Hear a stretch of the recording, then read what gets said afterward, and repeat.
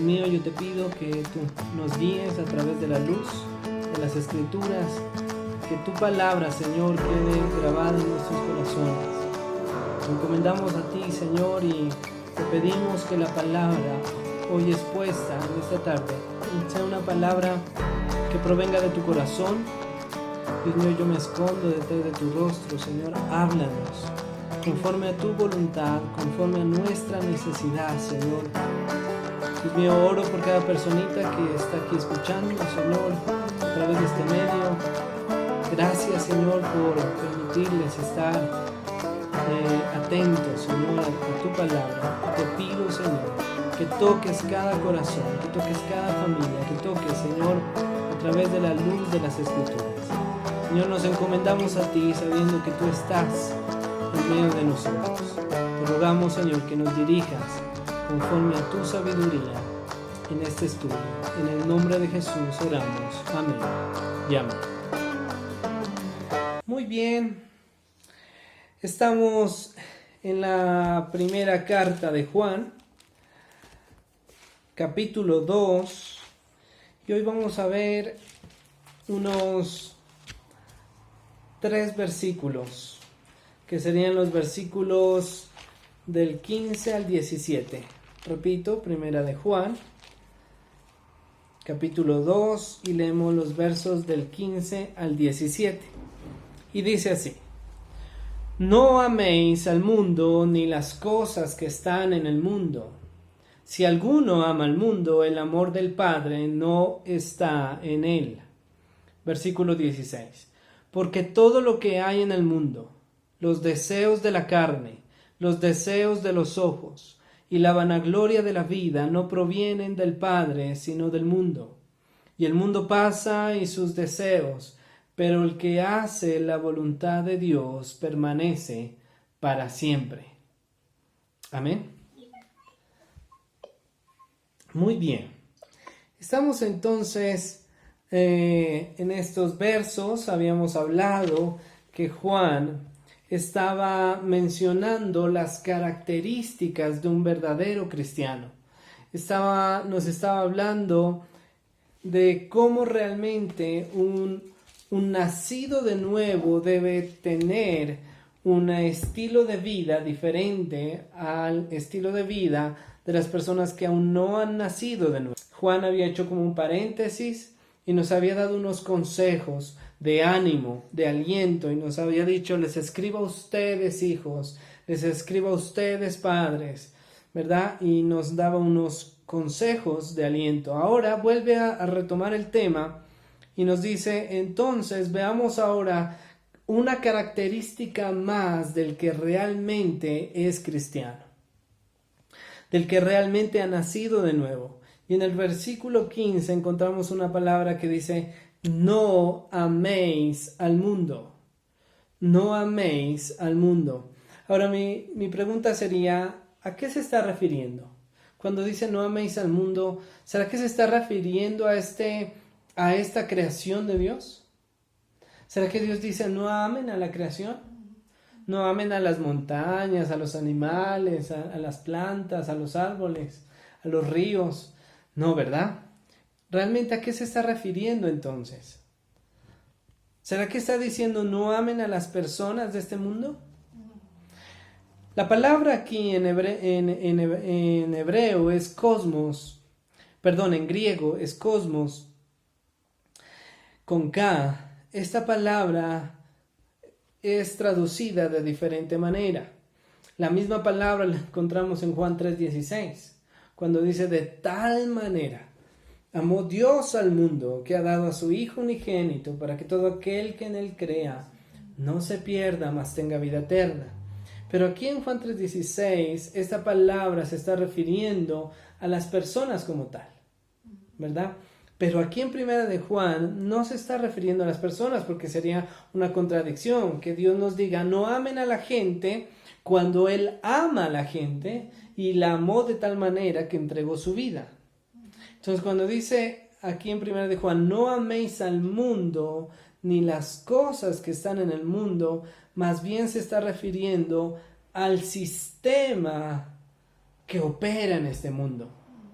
al sistema que rige en este mundo, a las corrientes de pensamiento ateas y contrarias a la voluntad de Dios, al estilo de vida guiado por los parámetros de esta sociedad. ¿Me hago entender? No améis el sistema que opera, que gobierna, que reina sobre este mundo. ¿Y cómo es el sistema que opera en este mundo? ¿Qué creen ustedes? ¿Cómo es el sistema que opera en este mundo? Este mundo lleno de tendencias a la moda, tendencias al tener éxito, al vivir bien, y la pregunta es, ¿qué es realmente vivir bien? ¿Y qué es tener éxito, verdad? Yo recuerdo a una tía me decía, Osquitar, usted no sale, no baila, no se toma una cervecita, no sale con los amigos. ¿Por qué no disfruta la vida? Entonces mi pregunta era, le dije a mi tía, ¿y usted, para usted qué es disfrutar la vida? O sea, disfrutar la vida es irse a embriagar, a emborracharse, a bailar, a andar con una mujer o con otra mujer, y ¿eso es disfrutar la vida? ¿Qué es disfrutar la vida? ¿Qué es vivir una vida en gozo? Entonces, este mundo piensa que vivir una vida alegre, que vivir una vida en alegría, es vivir de pecado en pecado, dándole rienda suelta a esta vida. Disfrutar la vida es andar en discotecas, disfrutar la vida es tener una u otra mujer o un otro hombre, disfrutar la vida es... Así vive este mundo. Entonces Dios a través del apóstol Juan está diciendo, no amen este sistema corrompido lleno de pecado. No amen deseando siempre estar a la moda y actuales, y entonces me pongo esto, me pinto el cabello de este color, ya ahora no está de este color, ahora está de múltiples colores, me voy a poner, me voy a quitar. ¿Sí me voy a entender? El mundo vive así. El mundo da riendas sueltas a su carne, como lo mirábamos hace unas clases atrás, como lo hizo Salomón, ¿verdad? Como Salomón le dio riendas sueltas a sus deseos, a sus pasiones, no se negó nada y empezó a darle gusto a todo lo que su carne deseaba. Entonces Juan dice, no améis al mundo, no améis este sistema corrompido. Ahora, cuando hablamos de la belleza, digamos, de una mujer, ¿quién dice que la belleza y las medidas perfectas son 90, 60, 90? ¿Verdad? Y la tenemos clarita. O sea, esas medidas no se nos olviden. 90, 60, 90. No. ¿Quién dijo que una mujer bella es así? ¿Quién lo dijo? Este mundo. En las escrituras ni Dios no lo dijo así. Qué fantástico sería tal vez conocer cuáles eran las medidas de la primera mujer, de Eva. Esas serían las medidas perfectas. No sabemos.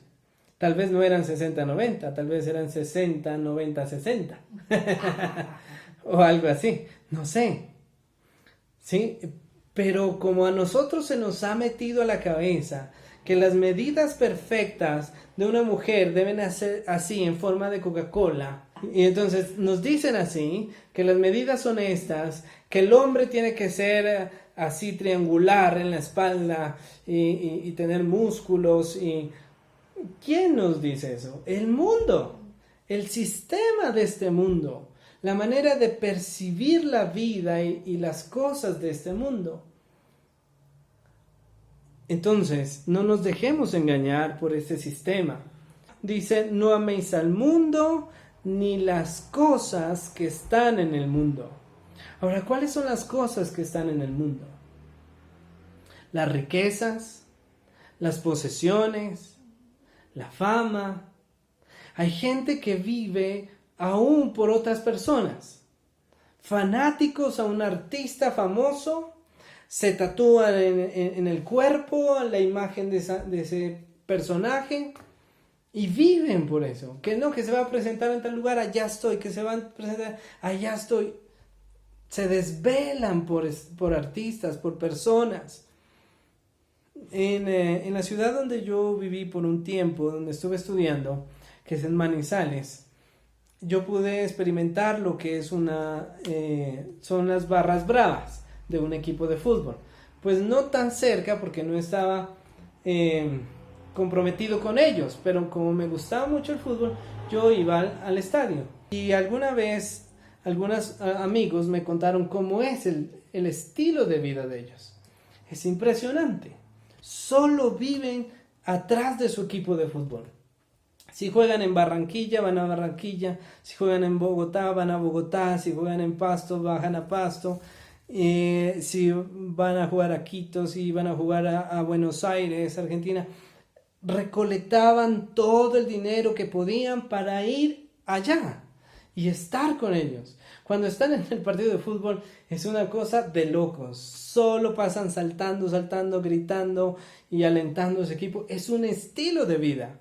Y cuando salen del estadio, si se llegan a encontrar con un rival, con un hincha de otro equipo, se van acuchillando y se van golpeando y se van matando. Y uno dice, matarse por un equipo de fútbol, matarse por gente que ni siquiera los conoce a ustedes. A los jugadores de fútbol, ¿qué les va a importar si se mata 1, 2, 3? ¿Qué les importa? Ellos no sufren.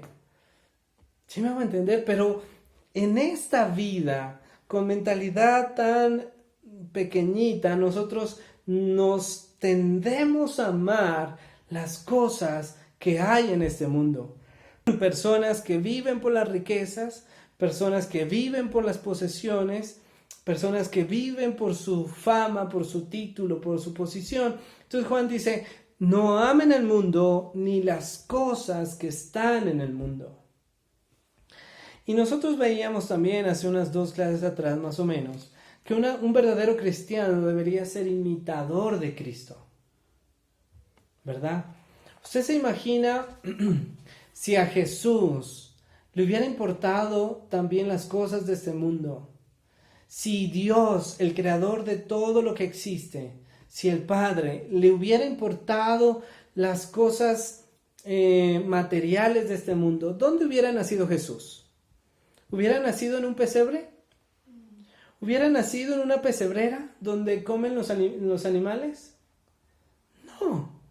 Hubiera nacido en el mejor lugar del mundo, en una cuna de oro, en las comodidades más impresionantes. Porque era el hijo del creador de todo lo que existe. Pero ¿dónde nació? Nació en el lugar más humilde. Nació en una pesebrera donde comen los animales. Si a Jesús o a Dios le hubiera importado las cosas de este mundo, las cosas materiales, ¿será que Dios mandaba a su Hijo Jesucristo a que viviera en la casa de un carpintero? ¿A que el carpintero fuera su padre? Tal vez no. Lo hacía vivir en un hombre que tuviera muchas posesiones, muchas riquezas, que haya tenido un palacio de casa. Pero no, Jesús vivió con un hombre que era carpintero de profesión. Y no es por menospreciar a los carpinteros, pero tal vez las comodidades no eran las mejores. Y Jesús en su niñez tal vez tuvo que ayudarle a pegar sillas. A ver, Jesús, pásame ahí el boxer. Sí, pásame ahí la pega.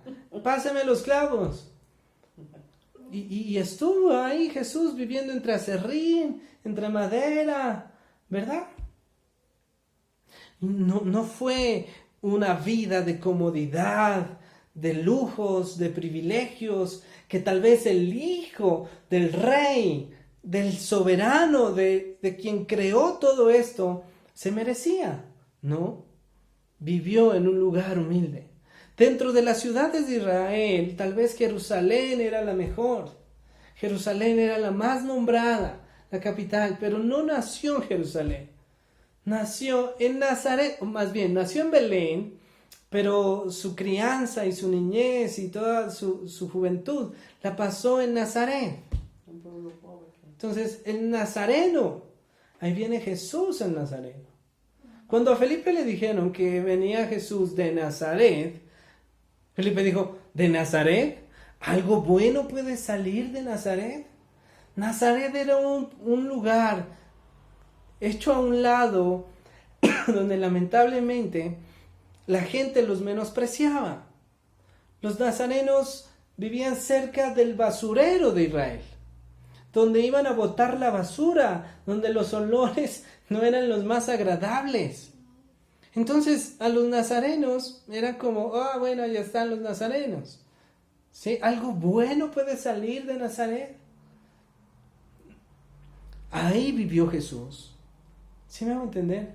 Como mostrándonos que alguien que conoce el cielo y la tierra, alguien que formó el cielo y la tierra, alguien que vivió en el cielo y ahora quiere venir a vivir en la tierra, Jesús dice, esto que ustedes llaman riquezas no son verdaderas, son temporales, son efímeras y no inclinen su corazón hacia ellas. No busquen estas comodidades, no busquen estas riquezas con tanto empeño y esmero, que si vienen, pues bien. No, vuelvo y repito, no es que Jesús estaba en contra de tener dinero o no tener. Jesús estaba en contra de que tu corazón se incline hacia ellas. Cuando al joven rico se le acerca y le dice, maestro bueno, ¿qué necesito para ser salvo y para heredar la vida eterna? Jesús entonces tiene una conversación con él, donde le dice, conoce los mandamientos. Él dice, sí los he cumplido. Y Jesús le hace una prueba. Pues entonces vende todo lo que tiene, regálale a los pobres, ven y sígueme. Y ahí demostró este joven que en su corazón había idolatría hacia el dinero. Porque dice la palabra de Dios, que se entristeció y se fue.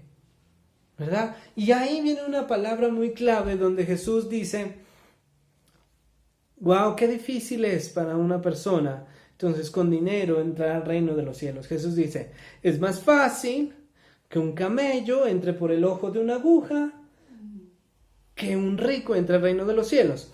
Y entonces, si yo cojo ese versículo y lo quito del contexto, entonces podríamos decir que Jesús estaba exagerando, ¿verdad? Que Jesús estaba mintiendo, porque una exageración sería mentira. Pero cuando entendemos la cultura, vamos a entender que cuando Jesús les dijo que es más fácil que un camello entre por el ojo de una aguja, se está refiriendo a las puertas del mercado de Jerusalén, ¿verdad? Esto creo que ya lo he explicado, donde había un portón grande que se abría solamente el día del mercado, se abrían de par en par, donde todos los camellos, los animales entraban con toda la mercancía sobre ellos y podían entrar. Pero en ese portón grande también había un portón pequeño y delgado, donde lo abrían todos los días, sea mercado o no sea mercado, y ahí entraba la gente. No había necesidad de abrir los portones grandes, solamente abrían el portón pequeño.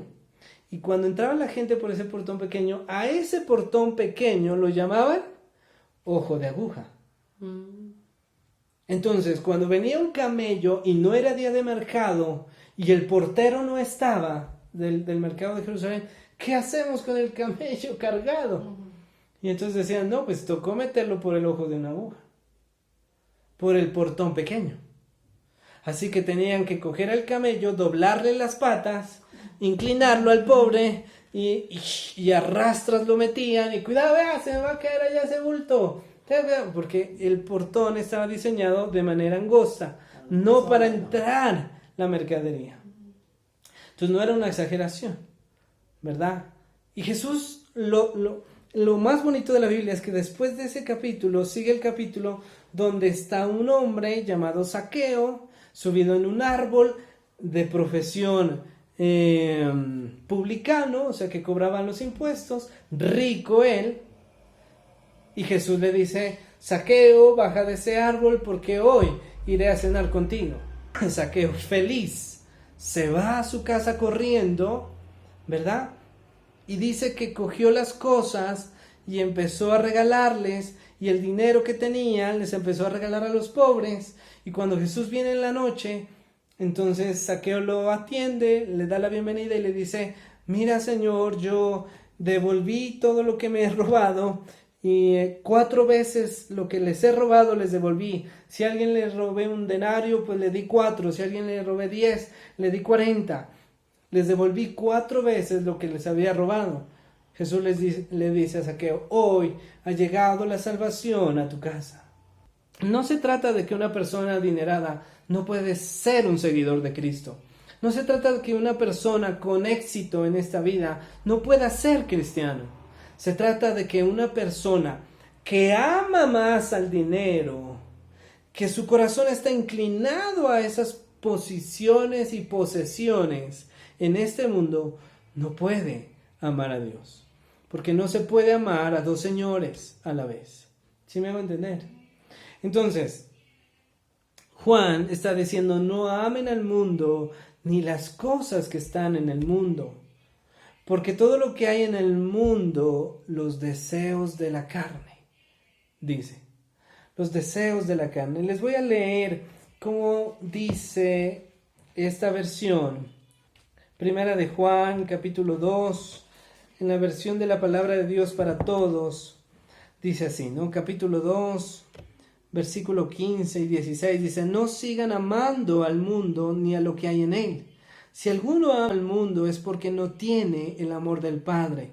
Esto es lo malo del mundo: querer complacer los malos deseos, dejarnos atraer por lo malo que vemos y sentirnos orgullosos de lo que tenemos. Pero nada de eso viene del Padre, sino del mundo. Entonces, esto es lo malo. No está mal que usted tenga deseos de la carne. Es más, Dios nos diseñó a nosotros con deseos. Entonces tengo deseos de comer, tengo deseos de tomar algo porque tengo sed, tengo deseos de dormir, tengo deseos de vestirme, de bañarme, de estar bien. Aún uno puede tener deseos sexuales. Y es correcto, Dios nos diseñó de esa manera. El problema es cuando yo deseo de una manera ilegal. Porque yo puedo ser alguien que descansa, pero si descanso 23 horas al día y yo una trabajo y lo hago a medias, soy un vago. Y la palabra de Dios dice que el que no trabaja, que no coma. ¿Sí? Y Dios no está de acuerdo con la pereza. Por ahí también se dice que la pereza es la madre de todos los vicios. ¿Sí me van a entender? Ahora bien, si el deseo sexual es correcto, ¿en qué parámetros es correcto? Dentro del matrimonio. Y es correcto, Dios nos diseñó para compartir en pareja. Es un tesoro que Dios nos dio. Pero si ese deseo yo lo hago ilegal, fuera del matrimonio, se llama adulterio, se llama fornicación, se llama otras cosas. ¿Sí me hago entender? Entonces, Dios nos diseñó con deseos y está bien, pero lo malo es cuando estos deseos son corrompidos, cuando se alejan del diseño original de Dios. ¿Estamos? Muy bien. Amar al mundo, entonces, no es adquirir conocimiento. O sea que yo tengo que ser un ignorante aquí en la vida y no puedo estudiar y no puedo prepararme porque eso sería amar al mundo. No, tú lo puedes hacer. Prepárate, lee, instrúyete. Pero lo incorrecto es cuando eso que yo sé me hace a mí orgulloso. Y yo empiezo a creerme más que los demás por mi conocimiento. Y tal vez a irme por encima de las personas que ignoran lo que yo conozco. ¿Sí me hago entender? Entonces el conocimiento no está mal. Adquirir conocimiento es correcto. Lo que está mal es cuando mi orgullo por el conocimiento que tengo llega a ofender a otros. ¿Estamos? Amar al mundo no es tener cosas. Es desearlas y depender de ellas para sentirme bien. O sea, usted puede tener cosas. Muchas personas que siguieron a Cristo tenían cosas. Ya les acabo de mencionar de Zaqueo, perdón. Y también podríamos hablar del soldado o de la persona paralítica que le bajaron frente a Jesús. Él era un gran soldado del ejército romano. Y él, dicen los historiadores, fue quien patrocinó económicamente el ministerio de Pablo, para los viajes de Pablo. Entonces, había gente adinerada que ayudaba al ministerio de Jesús y de los discípulos. Entonces, no está mal tener riquezas en este mundo. David fue rey y tuvo riquezas, y Dios dice de David, un hombre conforme a mi corazón. Hablábamos también de José, como que llegó a ser el segundo después del faraón en Egipto. Entonces era una persona importante, pero él no utilizó su posición, sus riquezas, para decir, esto es lo que me llena mi corazón, esto es lo que sacia mi corazón, sino que él dijo, todo esto es para la gloria de Dios. José, por ejemplo, les dijo a sus hermanos, ustedes quisieron hacer mal contra mí, pero Dios lo utilizó para bendecirnos, para guardar la vida de ustedes, de nuestras familias. Llamen a mi papá y vengan acá. ¿Sí me hago entender? David nunca fue un rey prepotente, arrogante, orgulloso. No. Recuerdo la historia cuando lo perseguía Jonatán, su hijo, para quitarle el reino. Y David no quiso pelear con su hijo. ¿Cómo voy a pelear con mi hijo? Dijo David, quédate. Lo dejó a Jonatán en su reino y él se fue con sus soldados, con su ejército más cercano. Y David no quiso pelear con Jonatán. Y cuando David está huyendo, aparte de eso, cuando él está huyendo, llega un borrachito, yo qué sé, un loquito, le faltaba una tuerca ahí en la cabeza, empezó a insultar a David y a tirarle piedras como si fuera perro.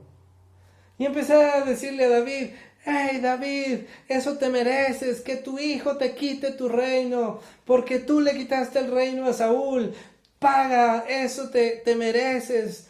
Y le empezaba a tirar piedras a David. Y David iba con tremendos soldados a la derecha y a la izquierda, con los guerreros que mataban a los gigantes. Esos soldados, yo creo que uno de esos le dijo a David, ¿qué, señor? Deme chance, dígame, ¿qué hago con este loco? Con un puñito lo callo, una lanza y lo traspaso de una. Y David dijo, ¿cómo así? ¿Por qué vas a levantar tu mano contra un hombre que tal vez está siendo usado por Dios? Como quien dice, lo que este loquito está gritando tal vez es la verdad y Dios lo está usando. ¡Wow! ¡Qué humildad!, ¿verdad? Era el rey. Él pudo haber chasqueado los dedos, hacerle señal a uno de esos macancanes que iban al lado, decirle, levántalo de una. Y ya, no. David dijo, quietos ahí, si él lo está hablando es porque Dios lo ha mandado a hablar. Tremendo. Entonces, no está mal tener éxito, tener posiciones, tener riquezas, tener fama, pero lo que está mal es cuando mi corazón está inclinado a esas cosas. Amar el mundo no es desear algo, sino querer saciar esos deseos de manera ilegítima. No sé si ustedes recuerdan una clase anterior donde nosotros hicimos un corazoncito y entonces mostrábamos cómo en nuestro corazón habían diferentes amores, ¿verdad? Yo todavía lo guardo por aquí, esa hojita que hicimos. Y entonces, si una persona ama más las cosas que obtiene, ama más a personas en este mundo, ama más a su pareja en ese mundo, eso quiere decir que el amor de Dios no está en él. Eso es lo que está diciendo Juan aquí. Dice, el que ama el mundo no puede amar a Dios con amor ágape. Si yo estoy amando más las cosas, los amores de acá arriba, eso quiere decir que yo estoy tratando de llenar el vacío de mi corazón con estos amores y eso es imposible. Y el amor ágape de Dios no está en mí, no está en mí. Entonces, amar el mundo no es que yo no tengo que desear las cosas, yo las puedo desear. El problema está en que yo quiero saciar mi corazón con las cosas de este mundo. ¿Sí me hago entender? Amar el mundo no es ser tentados. Todos somos tentados. Jesús fue tentado a pecar. Amar al mundo es ceder a esas tentaciones. Es caer en esas tentaciones. Amar el mundo no es querer divertirme. Tú puedes divertirte. Tú puedes divertirte con tu familia, con tus hijos, con tu esposa. Tú puedes divertirte. Amar el mundo es divertirse y hacerlo como el mundo lo hace. Como yo les mencionaba ahorita mi historia. Mi tía me decía, Osquita, pero usted está joven, salga, baile, disfrute con sus amigos, váyase de parranda. ¿Eso es disfrutar? ¿Eso es realmente disfrutar la vida? ¿Qué trae eso de disfrute? Tal vez rico salir, sí, salga con alguien, salga a comer y si hay que tomar una cervecita, bien, no está mal. Yo no estoy en contra, disfrútelo, pero no como lo hace este mundo. Este mundo cuando va a esos lugares va a emborracharse, a embriagarse y no regresan hasta que vengan en la última. Amar el mundo no es lucir bien. Amar el mundo es amar la apariencia. Está bien que tú te vistas bien. Está bien que tú te arregles, que te bañes, que huelas rico, que te compres un buen perfume, que lo disfrutes, que los que están a tu alrededor se sientan bien a tu lado. Pero si mi vida es, yo tengo que tener la última camisa que salió de moda de tal marca, yo voy a comprarme la mejor corbata, yo voy a comprarme el mejor sombrero, yo voy a comprarme el último carro de moda, yo voy a comprarme... ¿Para qué? ¿Para aparentar delante de los demás? ¿Para mostrarme y lucir como un pavo real delante de los demás? Entonces, amar el mundo es amar la apariencia. Amar el mundo es estar de acuerdo con la forma de pensar, con la forma de hacer y con la forma de vivir que tiene este mundo.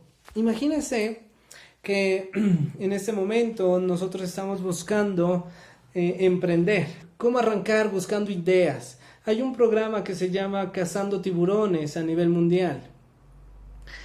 Y lo he empezado a ver en YouTube y mirar cómo hay gentecita que se presenta delante de inversionistas poderosos y presentan sus ideas para ser patrocinados, para que ellos inviertan en sus empresas. Y hoy en la mañana lo estaba viendo de América, en Estados Unidos, y llega un agricultor, un señor que fue hijo de un agricultor. Entonces él nació de esa manera, nosotros lo llamaríamos campesino, ¿verdad? Y él tenía una idea de una cobertura plástica, un cosito de plástico, eso tiene que ser un plástico gruesito, donde se conecta a un riego y se le pone a cada árbol, lo protege y aparte le da el agua, ¿no? Lo riega. Y entonces ese era su proyecto, de que esa cobertura al árbol conectada a acueducto le daba el riego y hacía que se ahorre cerca de 7,000 litros al año de agua. ¿Sí? Lo que un aspersor normal bota por todo lado, concentra el riego exactamente donde el árbol necesita. Entonces a cada árbol se le compra uno de esos. Y entonces él decía que ya ha vendido bastante y le preguntaban cuál era el precio, y el precio decía: mira, yo he pensado en los agricultores, así que yo lo vendo en $4, ¿sí? ¿Y cuánto te cuesta hacerlo? Le cuesta hacerlo cerca de $3. Entonces dice, gano $1 por cada cosito que yo vendo de esos. Un día dice que se fue al terreno de una señora, de una vecina, y se metió y le empezó a colocar esos cositos a los árboles. La señora le salió a decirle: hey, señor, ¿qué está haciendo aquí en mi terreno? No, hey, no, vecina. ¿Cuál vecina? Yo no sé quién es usted. Salga, le mando a la policía. Entonces dijo: vea, le estoy colocando es un riego y también es un protector, y ahorita viene el invierno, cae la helada y se le queman estos árboles. No, salga, que le mando aquí la policía, ya voy a llamar. Y entonces el señor se fue corriendo y claro, le dejó 5 puestos en 5 árboles. Luego lo ha llamado después de unos días a decirle: hey, vea, señor, porque él le dejó ahí la tarjeta. Dijo: aquí le dejo mi tarjeta, vecina, si yo no soy desconocido. Entonces cogió la tarjeta la señora y lo llamó a los días. Dijo: vea, señor, usted es el de estos aparaticos que le puso a mis árboles. Le dijo: sí, yo soy. Dijo: venga para pagarle esos 5 que dejó aquí. Dijo: porque esos fueron los 5 únicos árboles que me sobrevivieron, los demás se quemaron. Y dijo: y tráigame 4,000 más, que se los voy a comprar. Y entonces realmente parecía exitoso. Uno de los inversionistas, y allá es donde quiero ir, le dijo: hombre, pero estás ganando $1 por cada aparatico de esos. ¿Por qué no lo vendes a 10, a $15? Y entonces yo entraría al negocio, porque si no, tú estás ganando, ¿yo dónde gano? Como inversionista. Entonces le dice: no, señor, le dijo él, yo quiero hacer las cosas justas. Y tal vez sí gano $1, pero yo vendo 4,000, vendo 5,000, 7,000 a cada cliente. Entonces ahí es donde se ve la ganancia. Entonces el inversionista dijo: no, por poco le dijo: usted es un bobo, usted está regalando esas cosas. Si usted está ganando solo $1 donde podría venderlo a 10 o a 15, yo por eso estoy fuera y no voy en el negocio.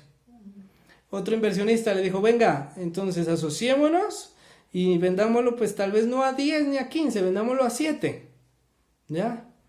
Y el campesinito le dijo: no, señor, porque mi proyecto quiere ayudar a la gente campesina, a la gente que necesita, y yo sé que esto les va a ayudar a ellos. No lo voy a vender a 7, el precio es de 4. Y llegó otro señor, otro inversionista, y le dijo: ¿sabes? A mí me parece muy justo lo que tú haces, y que tú eres un hombre con principios. Así que cuenta conmigo y yo te invierto la cantidad que tú estás pidiendo y vamos a venderlo a $4, no más. Entonces, esa es la manera de pensar del mundo. La manera de pensar del mundo es aprovecharme. Vamos a ganar, no me importa quién se afecte o no se afecte, aquí nos vamos a hacer millonarios. Pero la gente que es diferente, la gente que realmente tiene temor de Dios, ama a Dios, no piensa como piensan la gente de este mundo. La gente que ama a Dios, que tiene a Dios en su corazón, piensa hacer las cosas correctas, justas. Amén.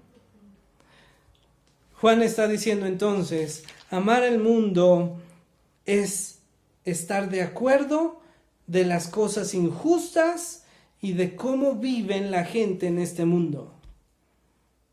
Yo les animo a que no amen al mundo ni las cosas que están en el mundo. ¿Qué es lo que hace que una persona entonces ame más el mundo que otros? ¿Qué piensa usted? ¿Por qué hay gentecita que ama tanto el mundo y otros menos? Ahora bien, la persona que no conoce a Dios, la persona que no tiene el amor ágape en su corazón, no tiene opciones, solo tiene una manera de amar, y es el estilo y la forma en que ama este mundo y aman las cosas de este mundo. ¿Sí me va a entender? No tiene otro amor, no conoce otro amor. Pero la persona que conoce a Cristo, la persona que ha nacido de nuevo, la persona que en su corazón tiene el amor ágape, sí conoce el amor de Dios. Y esa personita, hay veces que pareciese que ama también las cosas del mundo. ¿Por qué? Entonces les voy a explicar algo. Cuando una persona tiene a Cristo en su corazón, cuando una persona ha recibido a Cristo en su corazón, hay una lucha interna dentro de él. La parte espiritual y su carne, porque todavía vivimos en esta carne. ¿Sí me va a entender? Y entonces es como una lucha entre el bien y el mal. Es como que si separara aquí un angelito y acá un demonio. ¿Sí han visto las caricaturas? Y que le hablan aquí, haz esto, y no, haces aquello. Entonces, hay una lucha interna entre el bien y el mal dentro de una persona.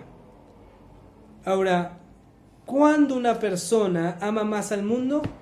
Cuando su parte carnal es más fuerte que su parte espiritual. Y entonces, me gustaría que vayamos juntos a Romanos capítulo 7 y veamos cómo funciona esto de esta lucha interna.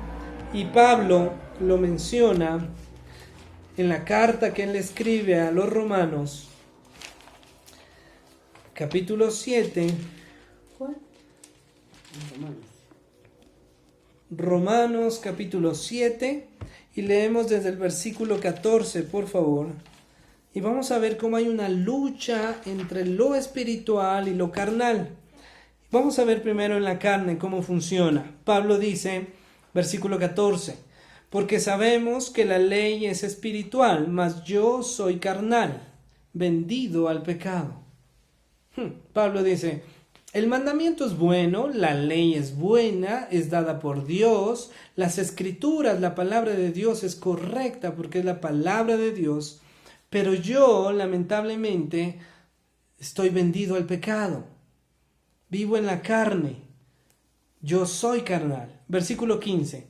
Porque lo que hago, o sea, mis acciones, no las entiendo. Pues no hago lo que quiero, sino lo que aborrezco, eso hago. O sea, él sabe el mandamiento, él sabe lo que Dios le está diciendo, pero a la hora de la verdad, al momento de escoger, peca y hace lo malo. Y entonces dice, ay, yo estoy vendido al pecado, porque lo que hago no es lo que quiero, sino lo que no quiero, eso es lo que hago. Lo voy a leer en esta versión que debe tener un lenguaje más actual, más comprensible.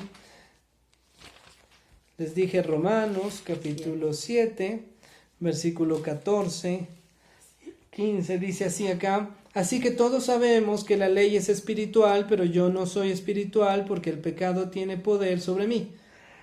Soy como un esclavo del pecado, dice.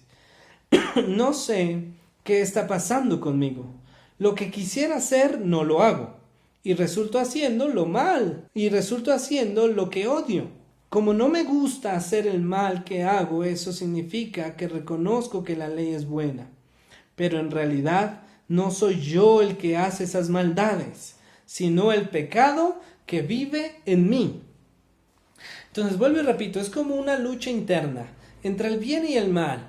Una lucha en que está, cuando llega el momento de decisión, de decir, ¿hago lo correcto o hago lo incorrecto? ¿Me gano solo $1 o vamos y nos ganamos $10 por cada aparatico que voy a vender? Le digo a la vecina que esto me costó tanto y ahí me gano más. Entonces hay una lucha interna, aún de las personas que ya conocen el mandamiento, de las personas que ya están escuchando la palabra de Dios. Y entonces Pablo dice, ¿qué voy a hacer? Versículo 18. Yo sé que en mí el bien no tiene vida, es decir, no reside en mi naturaleza humana. Hay en mí el deseo de hacer el bien, pero no puedo llevarlo a cabo. En efecto, no hago el bien que quiero hacer, sino que hago el mal que no quiero hacer. Entonces, si hago lo que no quiero hacer, no soy en realidad yo el que hace el mal, sino el pecado que vive en mí. Así que he aprendido esta regla. Aunque quiero hacer el bien, el mal está en mí, conmigo. En mi interior yo estoy de acuerdo con la ley de Dios, pero veo que aunque mi mente la acepta, en mi cuerpo hay otra ley que lucha contra la ley de Dios. Esa otra ley es la ley que impone el pecado. Entonces Pablo mismo está diciendo esto, pero quiero llevarlos más adelante al capítulo 8 de Romanos, porque entonces en el capítulo 8 dice, ahora les voy a hablar de la situación que se encuentra una persona que vive en el Espíritu. Y entonces quiero clarificar esto. Una persona que no conoce a Dios, que no tiene el amor de Dios, no tiene opción. Él peca y punto. Ni se siente mal, antes se siente bien. Dice, qué bueno, nos ganamos tanto en este negocio, le engañamos a ese vecino, ¿verdad? Qué bueno, me alegro, o sea, me quedó más ganancia. Él no se siente mal, él se siente bien. El borrachito, cuando va el viernes a tomar, él no se siente mal por ir a tomar, él se siente bien. Él dice, hoy es viernes y el cuerpo lo sabe, vamos a disfrutar. El borrachito no dice, ay, qué tristeza, hoy es viernes, me toca ir a tomar. No, se siente bien. Entonces la persona que no conoce a Cristo vive su vida sin ley, sin normas, sin reglas, sin mandamiento, y lo hace y lo disfruta.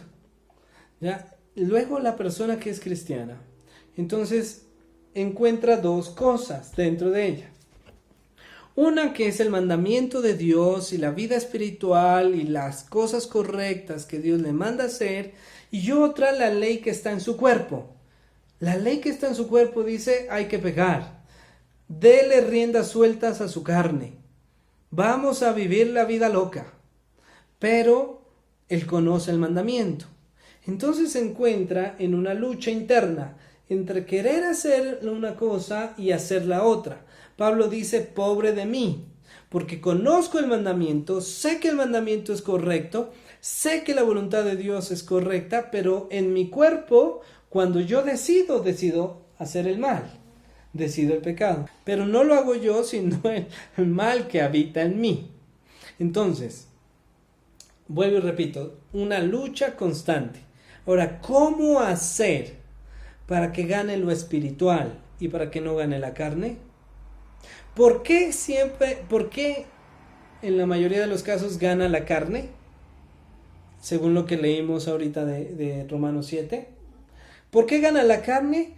Porque esta persona tiene más fortalecida la parte carnal que la parte espiritual. La parte espiritual está débil. En cambio, la parte carnal está fuerte. ¿Sí? Entonces, ¿cómo hacer para que fortalezcamos la parte espiritual? Disciplinas espirituales. La oración constante. El buscar la presencia de Dios. El cargar la cruz todos los días. ¿Lo recuerda? El buscar su voluntad. El no hacer mi propia voluntad. Y sería algo fundamental y clave. Entonces, que leamos Romanos capítulo 8 y vamos a ver cómo es una vida espiritual. Y dice, Romanos 8, versículo 1, ahora pues, ninguna condenación hay para los que están en Cristo Jesús, los que no andan conforme a la carne, sino conforme al Espíritu. Porque la ley del Espíritu de vida en Cristo Jesús me ha librado de la ley del pecado y de la muerte. Porque lo que era imposible para la ley, por cuanto era débil por la carne, Dios, enviando a su Hijo en semejanza de carne y de pecado, y a causa del pecado, condenó al pecado en la carne, para que la justicia de la ley se cumpliese en nosotros, que no andamos conforme a la carne, sino conforme al Espíritu. Escuche bien, versículo 5.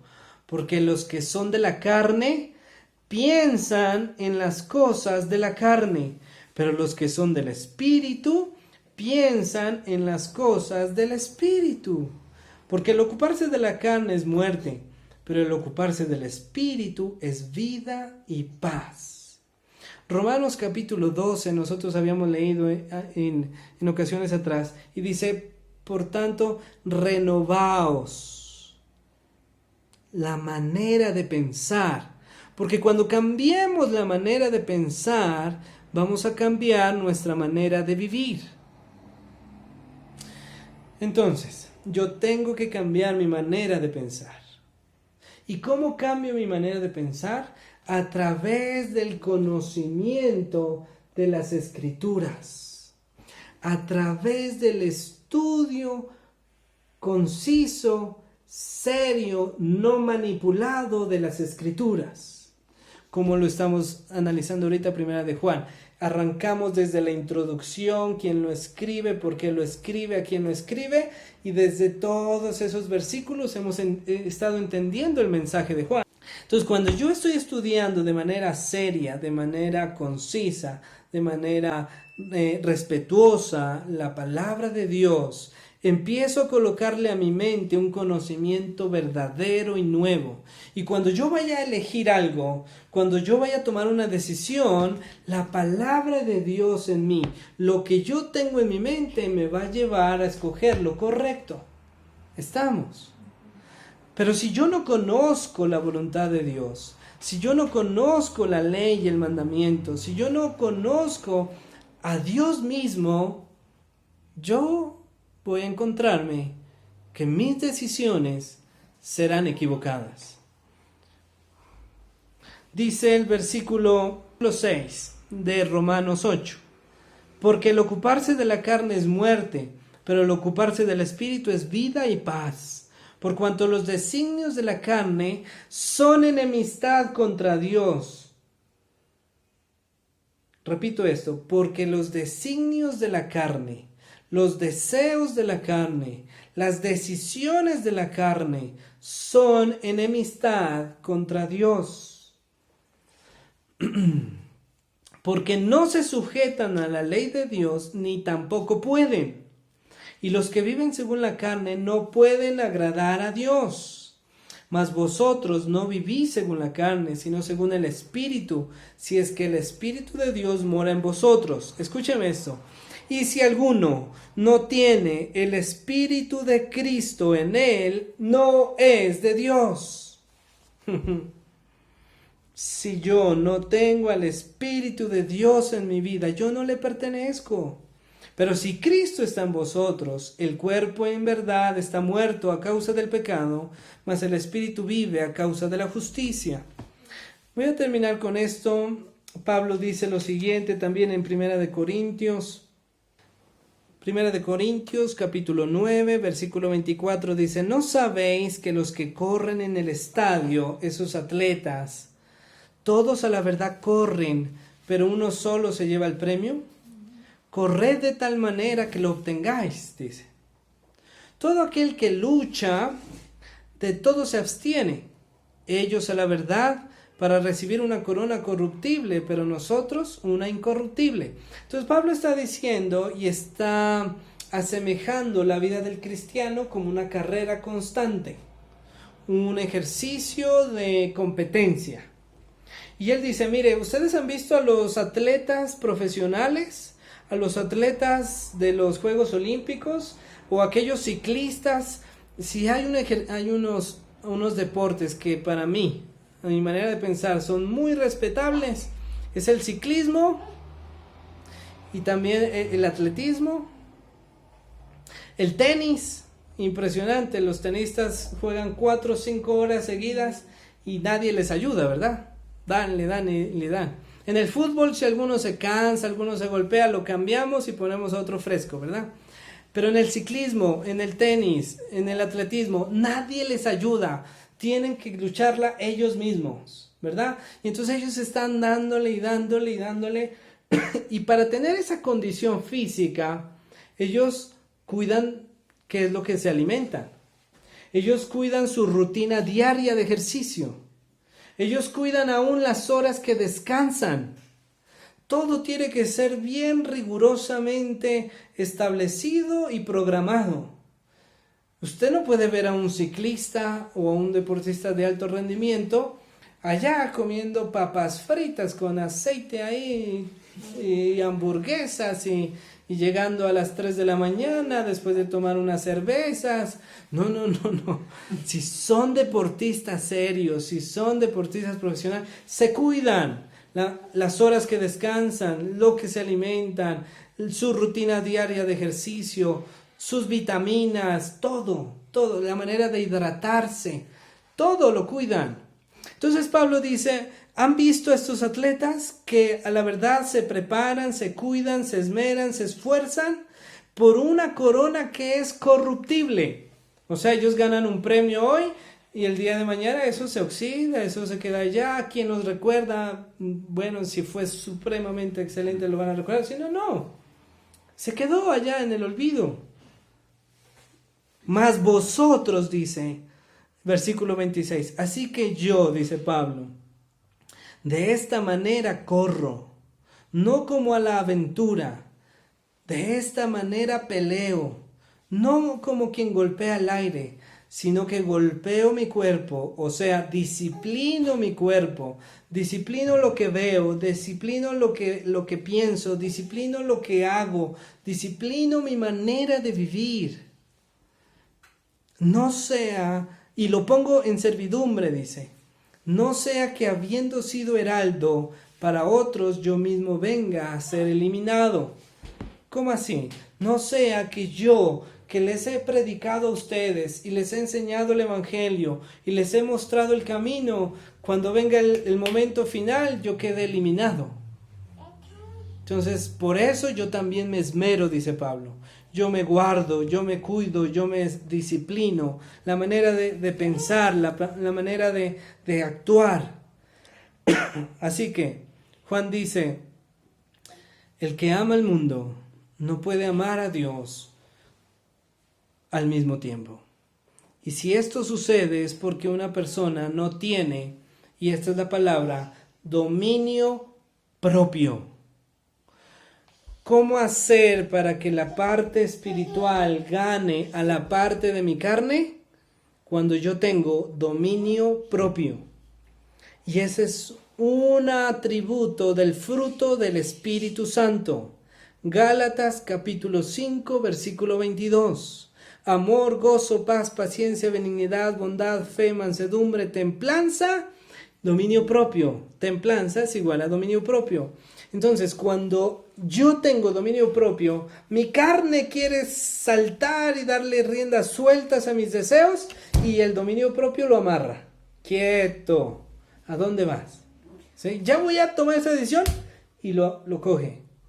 Pero si yo no tengo dominio propio, la carne hace lo que quiere. ¿Me hago entender? Así que no le demos rienda suelta a nuestros deseos de los ojos ni a los deseos de la carne, sino más bien ejercitémonos en nuestra área espiritual. No salga de su casa sin antes orar. No olvide todos los días leer las Escrituras. Prepare su cuerpo para ser dominado por su espíritu. Que no sea que el cuerpo domine la totalidad de su vida. Amén. Así pues, mis hermanos, Juan nos está dando una característica más de un verdadero cristiano. El que ama al mundo y las cosas que están en el mundo no ama a Dios. No puede amar a Dios.